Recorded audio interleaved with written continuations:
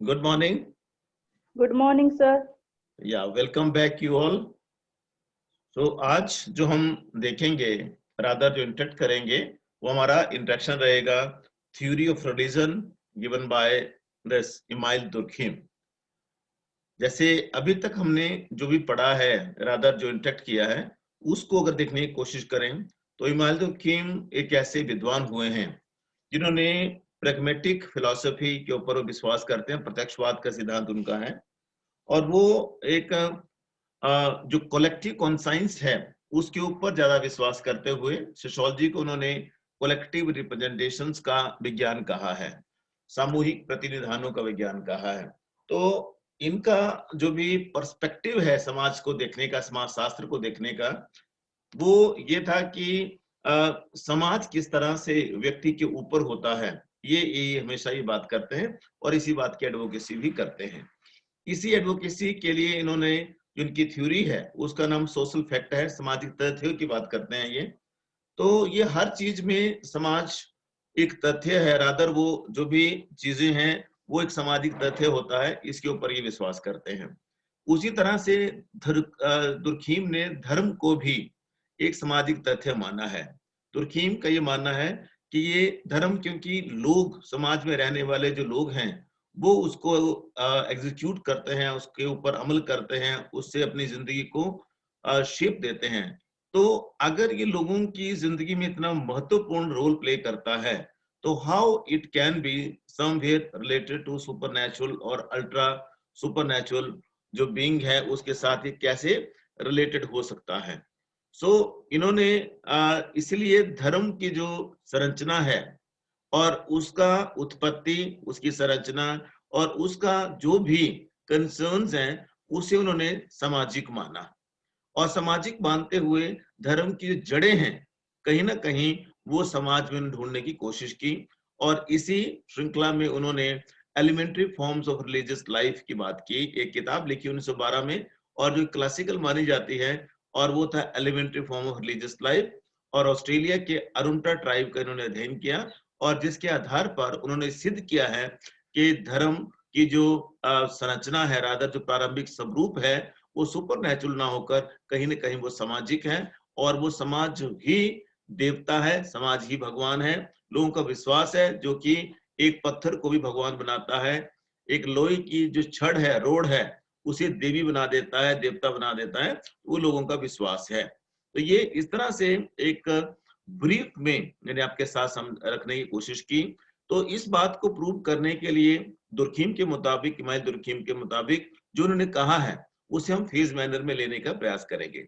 सबसे पहले हम इसकी बात करेंगे कि दुर्खीम से पहले जितने भी धार्मिक मनांतर रहे हैं, जितनी भी धार्मिक फिलोसफीज, थ्योरीज रही हैं, उन सब की पहले हम बात करेंगे यहाँ।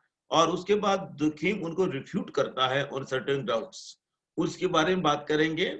और उसके बाद दुर्खीम फिर किस चीज की बात करता है फिर हम उसकी बात करेंगे। तो ये 2-3 भागों में हमारा बटा हुआ ये पूरा जो लेक्चर है वो रहेगा। तो इसको सबसे पहले मैं ये आपको ये बताने की कोशिश करूंगा कि दुर्खीम ने धर्म को डिफाइन कैसे किया था। वो अपने पिछले लेक्चर में भी आपसे बात की थी और अभी फिर दोबारा से हम इसको बात करने की कोशिश करेंगे। दुर्खीम ने सिंपल शब्दों में धर्म को जो एक कहने की कोशिश की थी, मैं डेफिनेशनली आपके पास आपके साथ नहीं शेयर करूंगा, समझाने की कोशिश करूंगा। दुर्खीम ने धर्म को एक यूनिफाइड सिस्टम माना है। यूनिफाइड मैंने एक ऐसा सिस्टम जो कि और कई सिस्टमों से मिलकर बनता है और वो इकट्ठा है, यूनिफाइड है वो। यूनिफाइड मैंने या यूनिट्स की बात होगी, यूनिट की बात होगी तो या ऑर्गन की बात होगी। और यूनिट जब होते हैं तो वो ऑर्गन बनते हैं, इकाइयां बनती हैं, इकाइयों को बनाने के लिए सावयव चाहिए होते हैं। तो सावयव मैंने इंटरेक्टिंग यूनिट।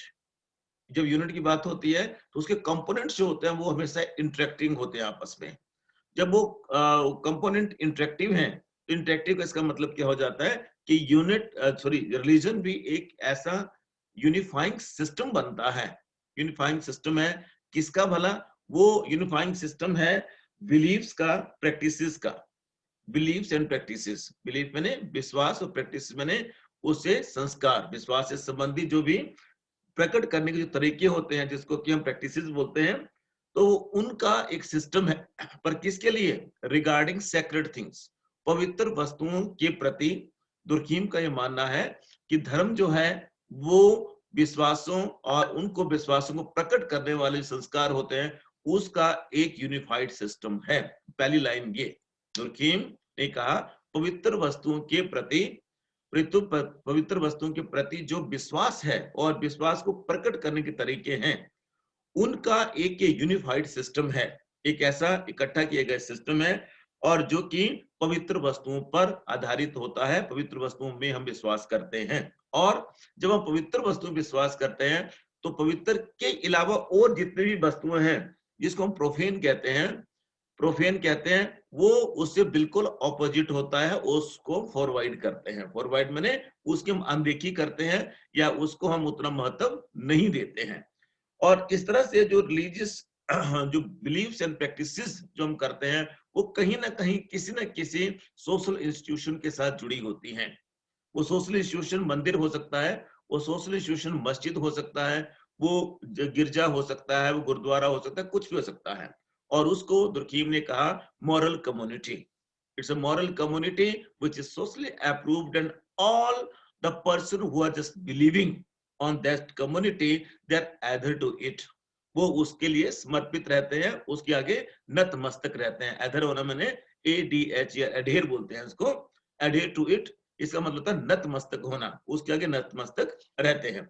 अब दोबारा से इस डेफिनेशन को मैं आपको इस तरह समझाने की कोशिश करूंगा। किताब में आपकी डेफिनेशन मिल जाएगी, परंतु डिस्क्रिप्शन जो है वो आपके साथ हम बात करने की कोशिश करेंगे।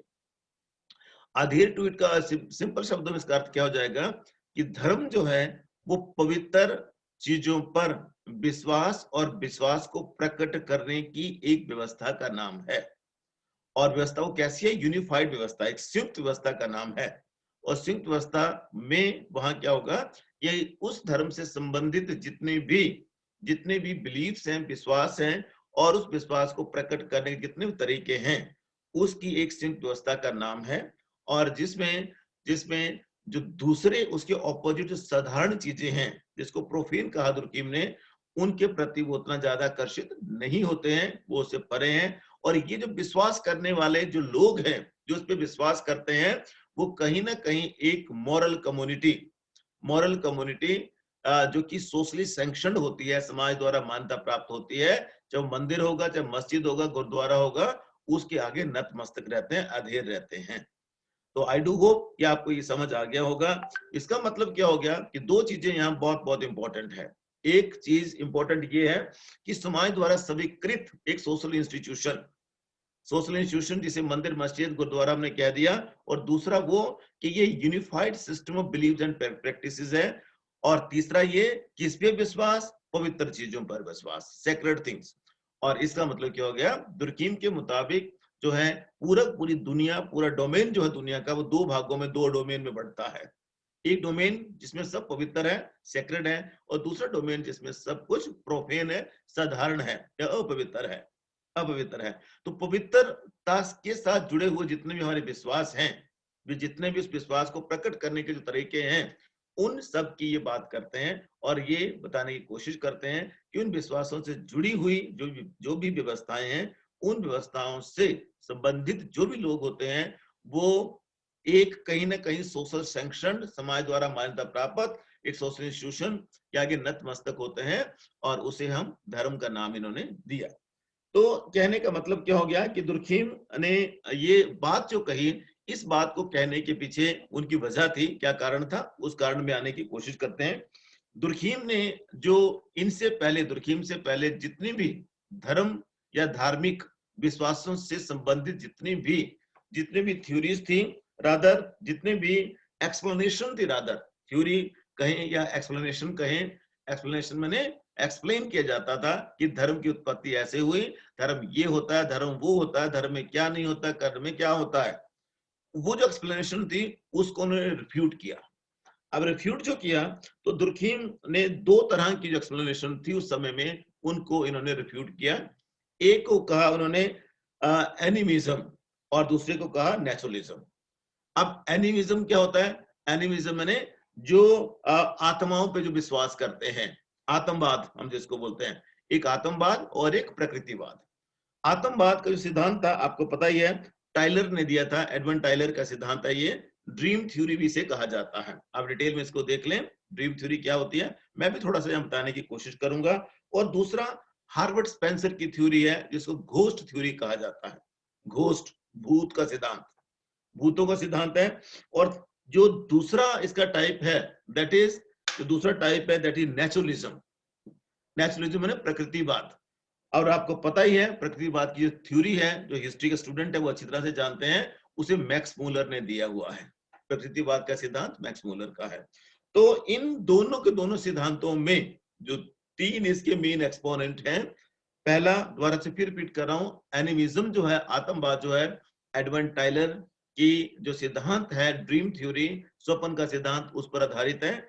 और दूसरा इसका, इस थ्योरी का प्रतिपादक जो है, रादर जो एक्सपोनेंट है जिसने दी हुई है, उसका नाम है हार्वर्ड स्पेंसर, जिनकी थ्योरी का नाम है घोस्ट थ्योरी, घोस्ट भूत का सिद्धांत।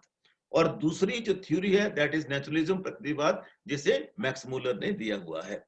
और मैक्स मूलर की थ्योरी, अब इन दोनों थ्योरियों को थोड़ा संक्षेप में आपके सामने रखने का प्रयास करता हूं।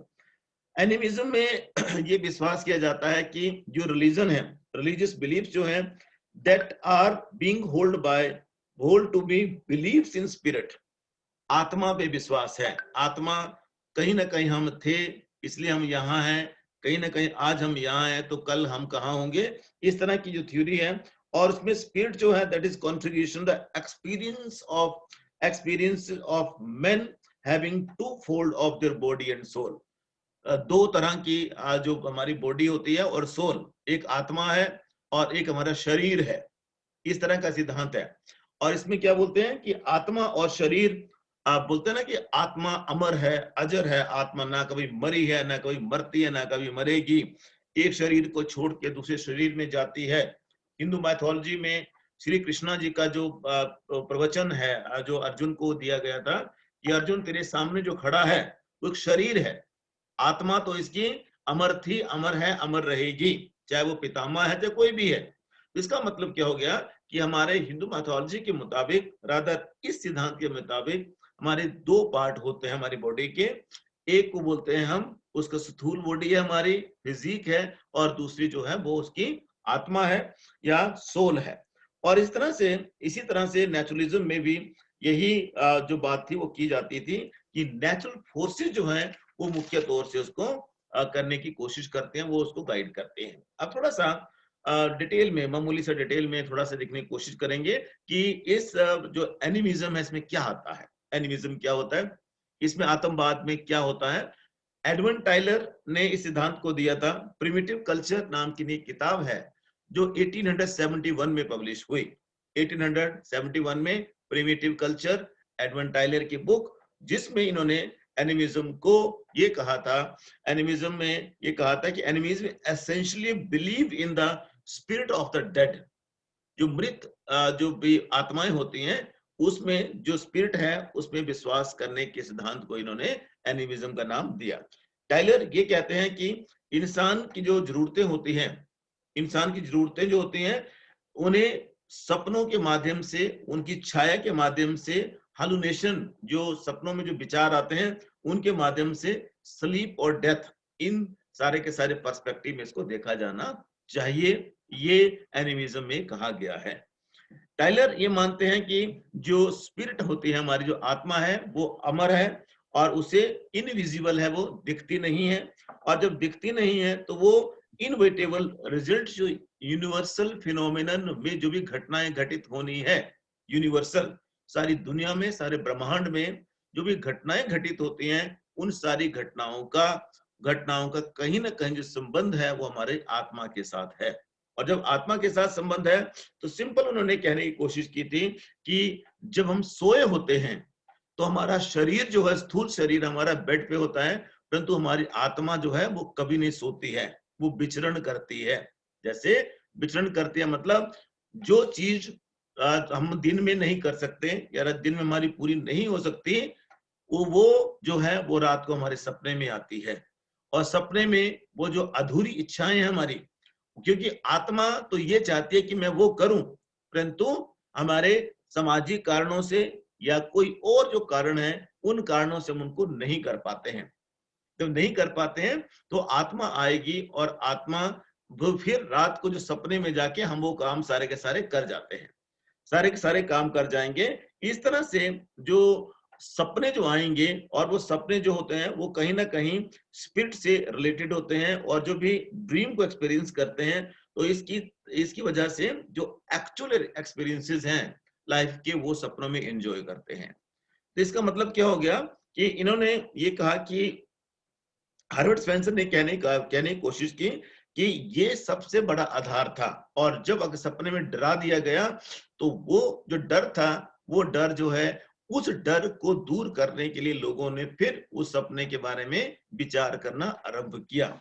जब विचार करना आरंभ किया तो उसी से मतलब धर्म की उत्पत्ति हुई। छोटा सा एग्जांपल आपको चंबा के कंटेक्स्ट में ही आपको दिया जा सकता है कि जैसे आपको पता ही है कि रानी सुई जो थी, उसकी पानी के लिए उनकी बलि लगाई गई थी और उन्होंने सारा का सारा अपने आप को सेक्रीफाइस किया था। तो वो क्यों सेक्रीफाइस किया था, उसके पीछे जो वजह थी वो यही थी, एनिमिज्म था, वो सपना था जो राजा को पड़ा। और उसके बाद एक कांगड़ा का, आप आगे मुझे लगता है कहानी बताने की जरूरत नहीं है कि आज वो जो रानी सुई थी, आज वो कैसी देवी के रूप में स्थापित है और चंबा के लोग उसकी आज पूजा करते हैं। इसी तरह से बोलता धर्म की उत्पत्ति, धर्म इस तरह से चला। और एक और कांगड़ा का गाना है, रुल्ला दिए कुल्ले बड़ ले भी वो लैनी, आपने कल्याण राणा का एक गाना सुना होगा, वही पानी से संबंधित है वो भी। वहां भी जो सपना हुआ है उसके ससुर को, लड़की के ससुर को, और उसमें बोल रहा है कि आज तेरी बलि लगनी है, क्योंकि जो पूरे के पूरा जो इलाका है उसमें पानी नहीं आता है, और जब तक वो बल नहीं देंगे तो तब तक बलि नहीं देंगे, तब तक उसको वहां पानी नहीं आएगा। तो फिर उसके बाद चंबा पतन के आसपास, ये ज्वाला जी के आसपास नीचे को जाते हैं 10 किलोमीटर, वहां का ये वाक्य है। तो कहने का मतलब क्या हो गया, जो सपनों पे विश्वास किया उन बंदों ने, और विश्वास करने के बाद वो जो सपने में बोला गया था वो जब प्रकट रूप में आया और सही हुआ, तो उसके बाद लोगों ने उसको विश्वास करना आरंभ किया और उसे देवी का रूप दे दिया। और इसी तरह से ये मानते हैं कि जो दो स्पिरिट हमारी होती हैं, एक स्पिरिट जो हमारी है और एक स्थूल शरीर जो हमारा है, वो स्पिरिट जैसे हमें बोलती है वैसा हमें कराते हैं, फिर हमें डराते हैं, और उसकी वजह से फिर ये एनिमिज्म, आतंकवाद का सिद्धांत जो चलता है, और वो आत्मा हमारी हमसे सारे के सारे काम करवाती है, और वो हमारे शरीर से बाहर एक इंडिपेंडेंट अपना अपना इंडिपेंडेंट अस्तित्व रखती है, और वो हमारे व्यवहार को, विचारों को प्रभावित करती है। नंबर 2 इसके साथ जुड़ा हुआ है, प्रिंसिपल्स ऑफ सोशियोलॉजी करके किताब लिखी हर्बर्ट स्पेंसर ने, और इसमें इन्होंने घोस्ट फियर की थ्योरी की बात की है। प्रिंसिपल्स ऑफ सोशियोलॉजी करके किताब है हर्बर्ट स्पेंसर की, इसमें घोस्ट फियर करके थ्योरी है, और इसमें क्या बोला गया कि एंसेस्ट्रल घोस्ट जो थे वो हमारे पावर का, ह्यूमन पावर का सबसे ज्यादा सुपर सोर्स थे, जिसको अगर हिंदू सोसाइटी में देखें तो गोत्र में जितने भी गोत्री जो एक्सपायर हो जाते हैं, और उसके बाद जो श्राद्ध हम करते हैं, साल में एक बार श्राद्ध करते हैं, और जब भी कोई भली मंदी होगी, कुछ भी होगा, जब मंत्रों का उच्चारण किया जाएगा तब भी वहीं से स्टार्ट होता है। और वो घोस्ट जो है बोलता, जब वो भूत बन जाते हैं, राधा इस दुनिया से चले जाते हैं, तो हमारे आसपास ही कहीं होते हैं, और उनको हमने शांत नहीं किया तो हम उसको बोलते हैं पितृदोष हो गया भाई, हमें पितृदोष हो गया, शांत नहीं किया तो हमारी लाइफ को वो डिस्टर्ब करते हैं। जब डिस्टर्ब करते हैं तो हर्बर्ट स्पेंसर बोलते हैं कि इस तरह से जो डिस्टर्ब करते हैं और हमारी सारी की सारी ह्यूमन एक्टिविटीज को, ह्यूमन अफेयर को, हमारे जो रूटीन की लाइफ है उसको वो प्रभावित करते हैं, और प्रभावित करने के लिए फिर हम उनकी पूजा अर्चना करना आरंभ कर देते हैं। और जब उनकी हम पूजा अर्चना करना आरंभ करते हैं, मतलब उन्हें हम भगवान की तरह उनको मानना शुरू कर देते हैं। और जब भगवान की तरह मानना शुरू करेंगे तो अनडाउटली वहां जो है वो भगवान का एक कंसेप्ट उनके लिए आ जाता है, और कोई भी चीज करने से पहले हम फिर उनकी पूजा करते हैं और सारा का सारा उनको हम करने की कोशिश करते हैं। सो ये दो चीजें हैं, और दो चीजों के बाद तीसरी जो अति महत्वपूर्ण चीज है, राधा दूसरा जो सिद्धांत है, दैट इज नेचुरलिज्म। नेचुरलिज्म में सिंपल शब्दों में अगर देखने की कोशिश करें तो मैक्स मूलर का सिद्धांत है, और इसे हम वेदों से भी इसको वेरीफाई कर सकते हैं और चीजों से भी हम इसको वेरीफाई कर सकते हैं। कैसे वाला, सिंपल शब्दों में अगर इसको हम देखने की कोशिश करें तो ये कैसे होगा। सिंपल शब्दों में अगर हम देखने की कोशिश करें तो ये हमें दिखेगा किस रूप में कि प्रकृति में जितने भी देवी और देवता हैं, उनका आज की डेट में जिनको भी मानते हैं, उनका कहीं ना कहीं जो आधार है वो प्रकृति पूजा ही है। प्रकृति पूजा में किसी भी देवता की हमने पूजा करनी है, बिलीव एंड प्रैक्टिसेस शब्द यूज किया गया है। बिलीफ एंड प्रैक्टिसेस, जिसमें हमारा विश्वास है, जैसा विश्वास होगा वैसी हमारी प्रैक्टिसेस भी होती हैं। मान लीजिए छोटा सा एग्जांपल आपको देता हूं कि जैसे जो नेचुरलिस्टिक जो थ्योरी है, प्रकृतिवाद का सिद्धांत है, प्रकृति पूजा पर आधारित है। मान लीजिए मेरा विश्वास है कि मैं शिव जी का, क्योंकि चंबा के हम रहने वाले हैं तो हम शिव जी के उपासक हैं, तो शिव जी के उपासक हैं तो शिव जी को अगर देखने की कोशिश करें तो वहां प्रकृति से निकली हुई चीजों से ही शिव जी की पूजा की जाती है। फैक्ट्री से बनी हुई किसी चीज से कभी भी किसी देवता की पूजा नहीं होती है। आप देखना, छोटा सा एग्जांपल आपको देने लगा हूं, शिव जी की मूर्ति बननी है, रादर जो आइडोल जो पिंडी बनती है, वो पिंडी किससे बननी है? पत्थर की बननी। पत्थर वो चाहे ऐसा पत्थर है, चाहे मार्बल का पत्थर है, मार्बल भी पत्थर ही होता है, वो भी जमीन से निकलता है, ठीक है। अब वो बन गया, उसके बाद जो भी उसमें चीजें यूज होनी है, अब ज्यादा लंबा चौड़ा नहीं जाऊंगा, पिंडी बनी, पिंडी के बाद उसके ऊपर जो बिल पत्थर चढ़ेगा वो भी कहां से आएगा? नेचर से ही आया। और उसके बाद जो सारी की सारी चीजें हैं, धूप है वो भी नेचर से ही है, वो जड़ी बूटियों से बनता है। सारी की सारी जितनी भी चीजें हैं, तेल है, बाती है, माटी का दिया है, everything whatsoever is there that is coming from direct nature. तो जब नेचर से आएगा तो बोलता है इसलिए हम नेचर की उपासना करते हैं, पहले उसको करने की कोशिश करते हैं। और नेचर में जितनी भी वो चीजें जिनको हम कंट्रोल नहीं कर सकते थे, उन चीजों की हमने पूजा करना आरंभ कर दी। पहले हमें पता नहीं था कि दिन रात कैसे बनते हैं, जैसे हमें पता लगा तो विज्ञान हो गया, परंतु जो आज भी कई चीजें ऐसी हैं जिनके बारे में हमें पता नहीं है, तो इसलिए हम उनकी आज भी पूजा करते हैं। और इसलिए अगर थोड़ा सा देखने की कोशिश करें तो अग्निदेव आग का देवता, वायुदेव उसका देवता, इंद्रदेव जल का देवता, फलाना देव, ढींगा देव, सारे जितने भी देव हैं वो कहीं ना कहीं नेचर पर आधारित जो भी चीजें थी जिनके बारे में हमें पता नहीं था, ज्ञान नहीं था, उनकी स्तुति हम लोग करने लगे, उनकी पूजा में करने लगे। और इस तरह से जो सारी की सारी ये चीजें रही, सारी की सारी चीजें रही, इन चीजों ने, इन विश्वासों ने ही प्रकृति बात के मुताबिक ये जो है, ये बोलते हैं कि इन्होंने इन मान्यताओं को जन्म दिया और इसी के आधार पे जो था वो हम प्रकृति की पूजा करने लगे और धर्म की उत्पत्ति यहाँ से हुई। तो ये दुर्खीम ने क्या कर दिया कि दुर्खीम ने जो ये दोनों चीजें कही, दोनों चीजें जो कही, और इनमें दुर्खीम ने ये कहा कि ये दोनों की दोनों थ्योरियां जो हैं वो धर्म के किसी भी ऐसे पक्ष को उजागर नहीं करते हैं जो कि कहीं भी समाज से जुड़ा हुआ हो।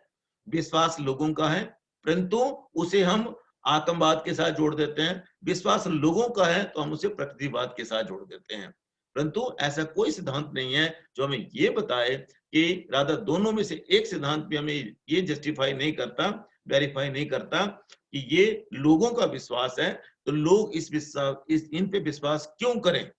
मातर लोग इसलिए कर रहे हैं क्योंकि मेरे बाप दादा भी करते थे, इसलिए मैं भी कर रहा हूं, मेरे किसी पड़ोसी ने किया था तो इसलिए मैं भी कर रहा हूं, परंतु there is no logic at all. और बिना कॉजल एक्सप्लेनेशन के सोशियोलॉजिकल किसी चीज को हम, सोशियोलॉजिकली किसी चीज को हम नहीं मान सकते। Sociology simply means causal explanation होनी चाहिए, कारण हर चीज का कोई ना कोई होना चाहिए। कोई चीज परिणाम हमारे सामने है तो उसका कारण भी कहीं ना कहीं होगा, कहीं ना कहीं उसका कारण भी होगा, ये इन्होंने बताने की कोशिश की। और इस तरह से दुर्खीम ने जो दोनों थ्योरी थी इसको रिजेक्ट किया और उन्होंने कहा कि ये सिर्फ हालुनेशन पर ही आधारित हैं, जो सपन लोक की दुनिया पर आधारित हैं ये, इसलिए इससे किसी भी तरह से प्रैक्टिकली सोशियोलॉजिकल थ्योरी एक रिलीजन की नहीं बनाई जा सकती, नहीं बनाई जा सकती, क्योंकि ये विश्वासों की एक व्यवस्था है धर्म दुर्खीम के मुताबिक। और वो जो विश्वासों की व्यवस्था है वो कहीं ना कहीं पवित्र वस्तुओं से संबंधित विश्वास है हमारे, और उन विश्वासों को प्रकट करने की एक पूरी की पूरी वो थ्योरी है, पूरी एक व्यवस्था है जो कि यूनिफाइड है। यूनिफाइड मैंने एक संयुक्त व्यवस्था का नाम है जिसमें सारी की सारी चीजें इकट्ठा होकर उसके जो अस्तित्व है उसको वो बताती हैं। तो दुर्खीम ने क्या कर दिया, दुर्खीम ने ये बोला कि ये जो दोनों थ्योरी हैं, they fail to explain the universal की distinction between sacred and profane. पवित्र और जो अपवित्र चीजें हैं दुनिया में, उसमें कोई भी डिस्टिंक्शन करने में दोनों थ्योरियां जो वो असफल रहती हैं। और इन्होंने साथ में ये कहा कि ये इल्यूजन पर आधारित हैं, ये सिर्फ और सिर्फ भ्रमजाल है, और उस भ्रमजाल होने की वजह से ये जो रिडक्शन फैलिसी जो है उसकी वजह से अनरियलिटी, अवास्तविकता पर आधारित है पूरी तरह से। और क्या बोलते हैं उसको, अनरियल होने की वजह से प्रकृति के लिए जिसका प्यार था उसने प्रकृति बात कर दी, भूतों से या दूसरों से जो प्यार था लोगों को तो बोला कि भूत है, और तीसरे ने ये बोल दिया कि हमें जो रात को सो जाते हैं उसके बाद जो हमें सपने आते हैं उसके आधार पर जो हमें डराते हैं तो फिर हम उसकी पूजा करना शुरू कर देते हैं। तो बोलता वो धर्म की उत्पत्ति के लिए कोई भी एक वैलिड बेस जो है वो नहीं बनता है।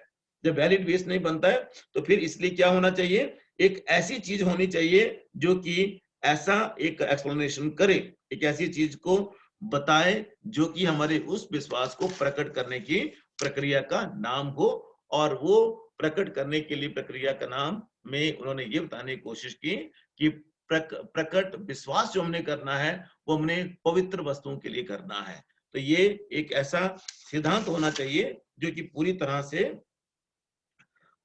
से जो है वो इसकी धर्म की उत्पत्ति को बताए। तो कल हम ये देखेंगे कि दुर्खीम ने किस तरह के धार्मिक सिद्धांत की बात की है। सोशियोलॉजी ऑफ रिलीजन में थ्योरी ऑफ रिलीजन जो है वो किस तरह से इन्होंने बात की है उसके बारे में हम कल बात करेंगे इससे आगे। आज के लिए इतना ही।